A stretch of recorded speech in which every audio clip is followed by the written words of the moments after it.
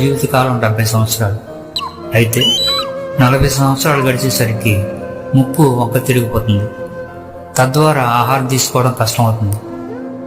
విస్తారమైన ఈకల వలన ఎగరలేకపోతుంది. దానికి వీలు లేకుండా వంకర్లు తిరిగిపోతాయి. ఇలాంటి సందర్భాల్లో 2 అవకాశాలు దాని ముందు ఉన్నాయి. 1 చనిపోవటం, 2 బాధాకరమైన అనుభవం గుండా నూతన జన్మను పొందటం. పక్షిరాజు 40 సంవత్సరాలు జీవించి వృద్ధాప్యంలోనికి చేరుతుంది. ఆ సమయంలో అది ఒక ఎత్తైన శిఖరానికి వెళ్ళి తన ఈకలను పెరికివేసుకుంటుంది, తన గోర్లు లాగేసుకుంటుంది, తన పదునైన ముక్కును బండకేసి బద్దలు కొట్టేస్తుంది. అట్లా ఆ రక్తపు మడుగులో ఏ విధమైన ఆహారం లేకుండా 5 నెలలు ఉండిపోతుంది.